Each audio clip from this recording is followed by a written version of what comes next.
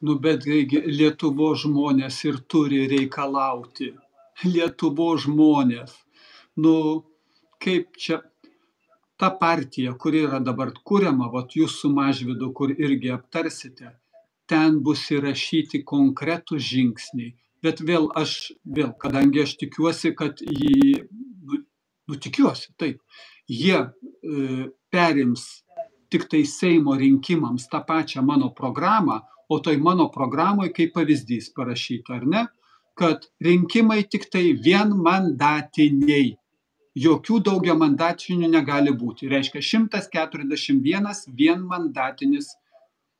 Ir tai priklauso tik tai nuo Seimo sprendimo. Čia ne konstitucijos keisti nereikia. Toliau.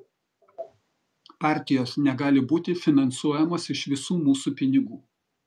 Partijos nariai sumeta pinigėlius, savo nario mokestį sumoka ir iš to partijos finansuojamos. Sekantis punktas. Centrinis rinkimų kompiuteris valstybės rankose. Ne privačiose, kaip yra dabar. Tai, ką aš dabar pasakiau, 3 punktus. Nuo Seimo priklauso. Ta jėga, kuri eina į Seimą, šitos 3 punktus pasižada.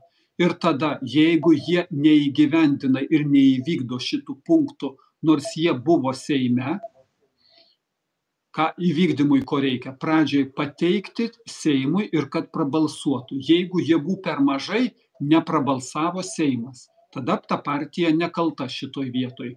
Bet jeigu jie buvo daugumoj, jeigu jie buvo tie valdantieji, tai jie privalėjo įvykdyti jums pareikštus pasižadėjimus.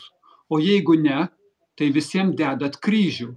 Bet aš tada sakau, išdavikas Skvernelis, kuris pradžiai išdavė vienus, paskui išdavė Karbauskį. Karbauskis pavaidino nustebusi nekaltą berniuką, kaip jisai pasitikėjo, jį išdavė. Nu, tokia vaidyba, ar ne?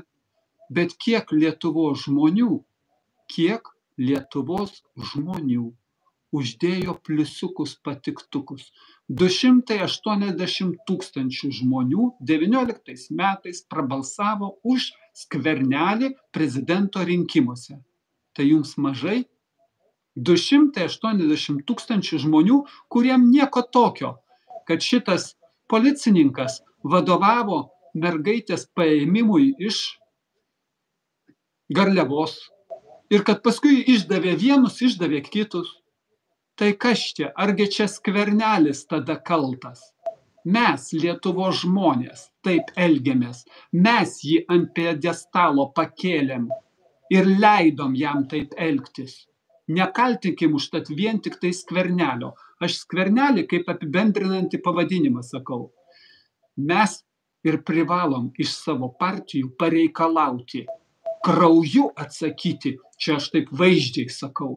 Krauju atsakyti už savo pažadus. Toliau.